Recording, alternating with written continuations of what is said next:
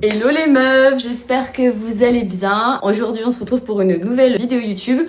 On va parler d'un sujet qui revient constamment dans mes coachings et dans mes messages sur Instagram, à savoir pourquoi je reste dans une relation alors que le mec me donne des miettes, me donne moins que rien. Je le sais, je le vois et pourtant j'arrive pas à partir.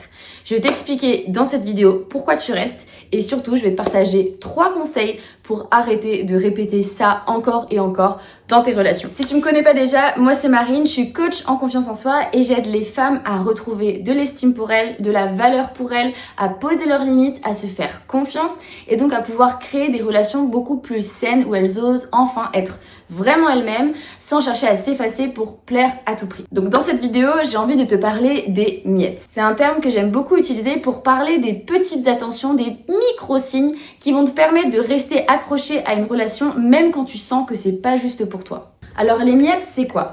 Eh ben les miettes, c'est typiquement quand tu vois quelqu'un, quand tu vois un mec et que petit à petit, par rapport au début de la relation, il va te donner de moins en moins d'intérêt, de moins en moins d'attention. Typiquement, ça va être la soirée que vous aviez prévu de passer ensemble et au lieu de se pointer à 18h comme prévu, le mec se pointe à 22h. Ou typiquement, au lieu de réserver le week-end dont vous aviez parlé, il va préférer aller faire un foot. Et en fait, petit à petit, c'est toutes les fois où tu vas être déçu, toutes les fois où tu t'attendais à ce que vous passiez un moment ensemble, et toutes les fois où tu vas sentir que son engagement, il est quand même assez instable. Que son engagement, même si lui, il te dit « mais si, je t'aime, mais si, j'ai envie d'être avec toi », il y a quand même des choses où tu te dis « mais attends, mais là, tu me donnes vraiment pas grand-chose ». Mais avec le peu qu'il te donne, tu te dis « ouais, mais s'il m'aimait pas, il ferait pas ça ». Si tu te reconnais dans cette phrase ou si tu reconnais une de tes copines, reste bien jusqu'à la fin de cette vidéo parce que je vais t'expliquer exactement qu'est-ce qui se passe en toi, pourquoi tu restes alors que tu sens qu'il y a un truc qui va pas et surtout comment on fait pour s'en sortir. Déjà pour bien comprendre, on est bien d'accord que tu n'es pas folle, on est bien d'accord que ça n'arrive pas du jour au lendemain, on est bien d'accord que t'as pas signé pour ça au départ. Au départ, t'as bien senti que le mec, il était intéressé, qu'il était un peu prêt à s'investir, il t'a montré qu'il était intéressé, il t'a montré qu'il te trouvait intéressante, il te trouvait agréable, il te trouvait jolie. Et c'est comme ça que la relation, elle a commencé un petit peu à se créer, c'est-à-dire qu'il t'a montré de l'intérêt. T'es pas folle. Simplement, il y a eu comme un switch à un moment donné où d'un seul coup, il est passé de un peu dans la chasse à un peu à reculons. Et le truc, c'est que ça arrive jamais d'un coup. C'est jamais le mec que t'as rencontré en premier date en jogging qui t'a dit qu'il s'investira pas, qui te surprend d'un seul coup à te donner des miettes. C'est toujours plus insidieux que ça. C'est toujours le mec qui au départ avait l'air investi, avait l'air intéressé et qui petit à petit va de plus en plus se désinvestir et toi tu vas te dire qu'est-ce qui se passe, qu'est-ce que j'ai fait, pourquoi d'un seul coup le mec il est moins intéressé alors qu'au départ il avait l'air à fond, au départ il me disait des grandes choses, genre je comprends pas qu'est-ce qui s'est passé. Et la réalité c'est que c'est pas une histoire de manipulation, c'est pas que le mec est mauvais, c'est simplement que de ton côté il y a un schéma que tu répètes depuis des années dans tes relations et que là encore tu as encore répété et je vais t'expliquer comment il se produit. En fait, ce qui se passe souvent, c'est qu'au début, c'est le mec qui est plus à fond. Au début, toi, t'es un petit peu sur la retenue, t'es un peu en mode, vas-y, qu'est-ce qu'il me veut lui, je vais attendre, je vais le faire galérer un peu, je vais voir. T'es surtout, en fait, tu le fais même pas volontairement, t'es juste en mode, je sais pas. Et puis, au fur et à mesure, le mec va te proposer des choses, va te montrer des preuves, tu vas commencer à t'y attacher. Plus il va faire d'efforts, plus il va te séduire et plus tu vas commencer à culpabiliser et à te dire, ouais, je suis quand même dure, je suis quand même un peu un glaçon et à partir de là, il va y avoir un switch d'abord de ton côté. Il va y avoir un switch de « il faut que je lui rende l'appareil ». Parce que sinon, je suis une michto. Parce que sinon, je suis une mauvaise personne.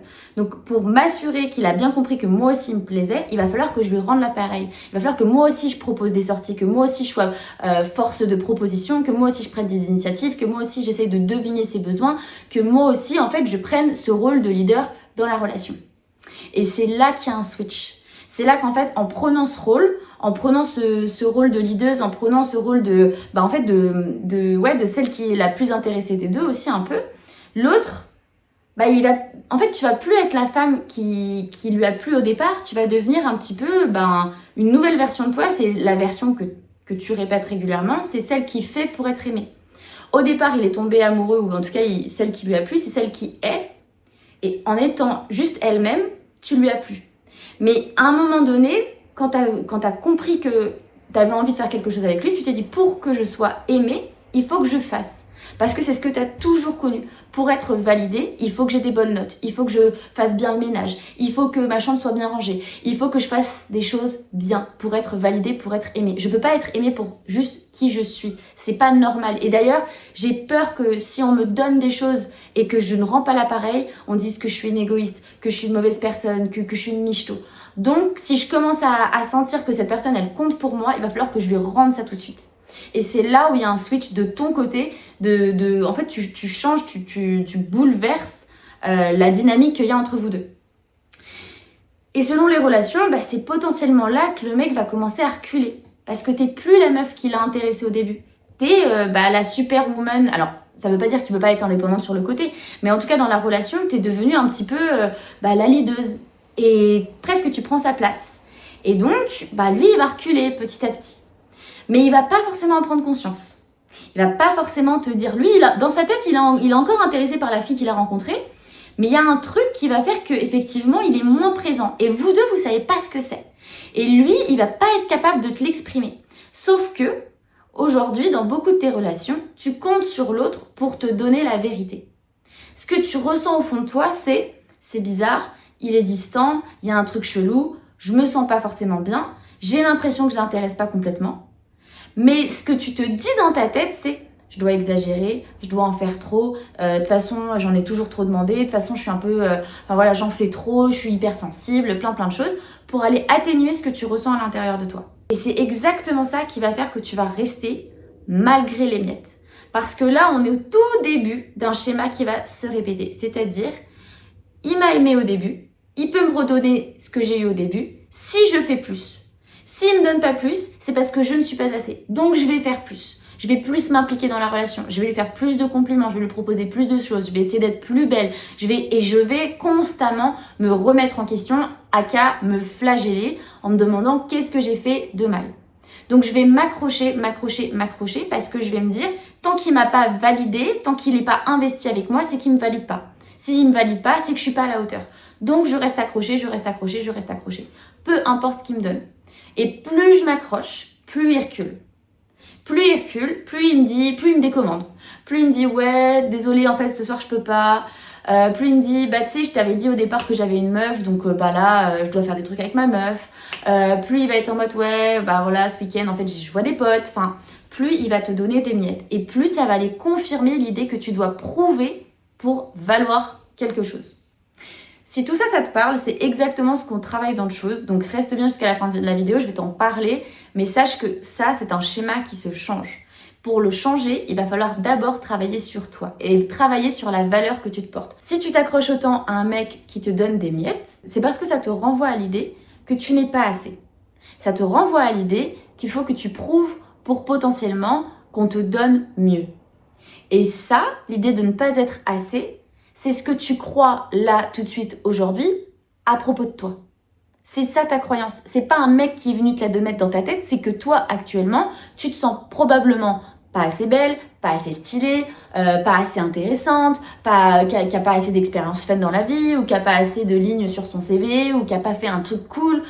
C'est toi qui te sens pas assez. Donc quand tu rencontres un mec qui te donne des miettes, ça vient exactement refléter l'idée que tu as de toi. Et donc tu restes parce que c'est un petit peu ta zone de confort. Demain, il y a un mec qui arrive, qui te kiffe juste pour qui tu es, qui reste comme ça de manière stable. Toi, il y a un truc qui va faire que tu vas être en mode, c'est pas normal. C'est pas normal qu'on m'aime autant. Moi, je connais pas ça.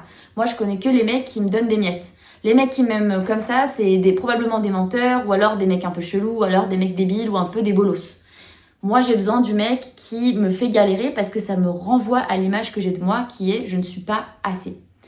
Donc, la clé pour te sortir de ça, c'est de travailler sur toi. Et ça, c'est exactement ce qu'on fait dans le Choose.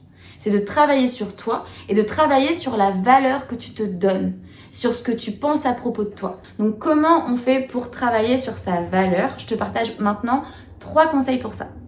La première chose, la plus importante de toutes, ça va être de travailler sur ton discours intérieur. Je sais, dit comme ça, on dirait un peu un truc de hippie. Ton discours intérieur, c'est toutes les pensées que tu dis dans ta tête. Alors, tu peux pas te demander demain de te poser moins de questions ou de moins penser. Par contre, tu peux commencer à noter ce que tu te dis à propos de toi. Toutes les fois où tu te parles mal dans ta tête, arrête-toi et note-le. Fais-y attention. Arrête de le faire de manière automatique. Commence à y faire attention. Tiens, aujourd'hui, je me suis dit que j'étais trop conne. Tiens, aujourd'hui, je me suis flagellée parce que j'étais en retard. Toutes les petites phrases de « Ah putain, mais t'es conne d'avoir oublié ça. Mais t'es conne, oh merde, mais je suis vraiment trop conne, je suis vraiment trop bête. » Toutes ces phrases négatives, je veux que, avant même de pouvoir les transformer, déjà, tu y fasses attention et tu te rendes compte de ce que tu te dis. La deuxième chose, ça va être maintenant d'avoir un discours 10 fois plus positif à propos de toi. À l'intérieur de toi, et encore plus important, alors les deux sont importants, mais aussi à l'extérieur. Quand tu vas parler de toi, quand tu vas parler de toi à des amis, même au travail, même en famille, même dans des lieux où c'est pas très bien vu de parler au positif, c'est pas très bien vu d'être bienveillant, tu vas être un peu la lumière qui va venir amener ça et qui va peut-être être un peu loufoque, c'est pas grave, tu le fais pour toi, tu le fais pour ton futur, tu le fais pas pour les autres. Pourquoi je te dis ça? Parce que je sais à quel point on est parfois tenté d'être trop humble, pour être un peu validé par les autres. Du genre, on veut pas se la péter. Et donc, on va pas se la péter de dire qu'on sait super bien faire un truc, qu'on est fier de nous, que voilà. Ou alors, on va dire, ah bah, un tel a dit que ce que je fais, c'est bien. Parce que juste dire, ah, je trouve que ce que j'ai fait, c'est génial, c'est s'exposer à des moqueries. C'est s'exposer à ce que les autres te disent, ah là là, tu pètes plus haut de ton cul, etc. Donc ça, c'est ton challenge numéro 2. C'est être préparé à te dire que d'autres vont se foutre de ta gueule et on s'en fout parce que toi, tu le fais pour toi, pour retrouver de la valeur à propos de toi. Donc deuxième challenge, parler de toi au positif, te dire un compliment à voix haute dans une conversation, dire une chose positive à propos de toi par jour. Dire, bah voilà, moi je sais super bien faire ça. Continue à parler de toi au positif, même si tu passes pour une arrogante. Être prête à faire face à cette peur d'être arrogante. Parce que c'est ça, en fait, aujourd'hui, qui te bloque à avoir confiance en toi. C'est la peur d'avoir confiance en toi. C'est quand même lunaire. Donc, si tu as envie de construire une vie où tu te fais confiance, où tu es bien dans ta peau et où tu as des relations qui te reflètent ça, bah déjà, il va falloir avoir dépassé cette peur d'avoir confiance en soi. Ok? Et le troisième conseil que je te donne, ça va être de chaque soir noter 3 fiertés à propos de ta journée. 3 choses que tu as faites où tu es fière de l'avoir fait. Ça peut être par exemple, je suis fière d'avoir dit non à ce verre parce que j'avais vraiment envie de rester seule à la maison ce soir. Ou je suis fière d'avoir réussi à passer une soirée seule à la maison, d'avoir réussi à m'organiser une petite soirée cocooning juste pour moi. Je suis fière d'avoir réussi d'être allée au restaurant seule. Je suis fière d'avoir réussi, je sais pas, un défi que je m'étais lancé, d'avoir réduit les sucreries, peu importe. Mais chaque soir, notez 3 choses, 3 fiertés que tu as à propos de toi. Pourquoi c'est important? Parce que souvent, quand on n'a pas confiance en soi, c'est parce qu'on regarde constamment ce qui nous manque, ce qu'on n'a pas encore réussi à atteindre. Alors que aujourd'hui, si tu regardes cette vidéo, c'est probablement que tu as plus de 20 ans, même peut-être plus de 25 ans. Donc, tu as 25 ans d'expérience, de galères que tu as réussi à surmonter, de choses que tu as réussi à faire, mais tu les regardes jamais. Tu regardes toujours ce que tu n'as pas encore réussi à atteindre. Si tu veux avoir confiance en toi, il va falloir que tu réussisses à valoriser tout ce que tu as déjà traversé pour pouvoir ensuite te dire, bon bah j'ai la force pour réussir à faire le reste. C'est vraiment, la confiance en soi, c'est pas un truc que tu gagnes. C'est simplement changer ton focus sur comment tu te perçois et comment tu perçois ta vie. Et une fois que tu as réussi à changer ton focus, tu prends confiance. Quand tu prends confiance, effectivement, tu arrives à faire plus de choses. Mais déjà, la première chose, c'est focalise-toi sur ce que tu arrives à faire. Focalise-toi sur toutes les petites choses de chaque jour et tu vas voir que d'ici déjà 3 semaines, 1 mois, il va y avoir un shift en toi. Et ce shift en toi, c'est exactement ce qui va te permettre de créer des relations plus saines. Parce que le jour où tu arrives à voir par toi-même ce que tu réussis à accomplir, que tu arrives à te valider par toi-même, tu n'as plus besoin que quelqu'un d'extérieur le fasse. Donc quand tu laisses quelqu'un d'extérieur entrer dans ta vie, c'est simplement pour t'ajouter un bonus à tout ça. Et donc, tu ne laisseras plus un mec qui te donne des miettes rentrer dans ta vie. Tu n'en as plus besoin de ces miettes-là. Tu sais te combler par toi-même. Donc, quand un homme arrive dans ta vie, c'est simplement pour refléter ce que tu sais déjà à propos de toi, c'est-à-dire que tu es une meuf de ouf, tu es une meuf géniale, et lui, il vient juste refléter ça. Mais pour ça, il faut déjà que toi, tu arrives à l'incarner.